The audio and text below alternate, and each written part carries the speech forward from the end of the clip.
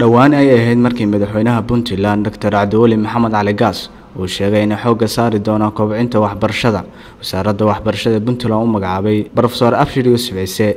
Tani markaas wixii ka dambeeyay waxa Puntland laga dareemayay kor u kaca tayada waxbarashada Puntland. gobolka Mudug waxa uu ka mid yahay gobolada heerka wanaagsan ka maraya dhinaca waxbarashada, waxaana maanta goobaha waxbarasho ee ku yaala magaalada madaxdiisa Gaalkacyo kormeer ku sameeyay wasiirka waxbarashada Puntland, iyadoo ay kormeerkaasi ku weheliyeen gudoomiyaha waxbarashada gobolka Mudug iyo kormeeraha wasaaradda waxbarashada ee gobolka.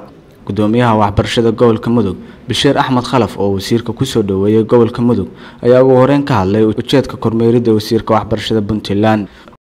waxaa jirta in wasiirka waxbarashadu ilaa shalayto uu booqasho ku joogay magaalada Gaalkacyo isagoo hawl shaqo u yimid oo ah in uu waxbarashada ka jirta gobolka eego iskuulada iyo maamulka waxbarashada gobolka iyo degmadaba intaba ayuu isu marahayay. waxa kale oo wasiirku la wareegayay guriyo dawladdu leedahay iskuulaha oo wasaaradda waxbarashada lagu soo wareejinayay. howlahaas wasiirku u joogaa ayaan tan wana la joogi doonaa.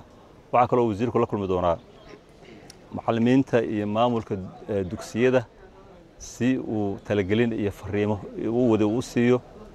wasiirka aad baan u soo dhaweynaynaa ka waxbarashada gobol ahaan kama furbaan ku soo dhaweynay wasiirka. ugu dambeyntii wasiirka wasaaradda waxbarashada Puntland Professor Abshir Yuusuf Ciise ayaa sheegay in wasaaradda waxbarashada Puntland ay ku howlan tahay kor u qaadista waxbarashada dagolayaasha indhoolayaasha goobaha miyiga iyo guud ahaan Puntland.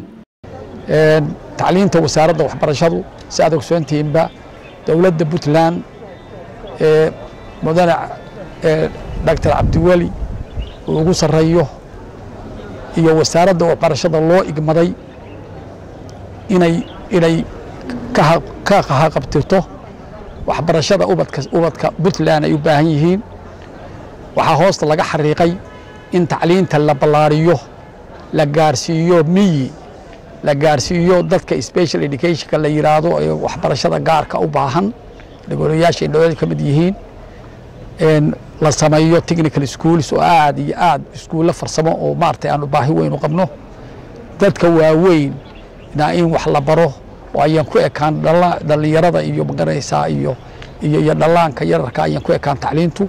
marka runtii aad iyo aad baan uga raali nahay haddii tacliintu meesha maraysa Puntland saddexdii sanadooda ugu dambeysay sanadka dhameysay waa ka sii fiicnay waan isgarab dhignay sanadka kale ugu sareysay sanadka soo socda waxaan rabnaa inay cirka sii gasho oo tayada waxbarashada aanu xooga saaro.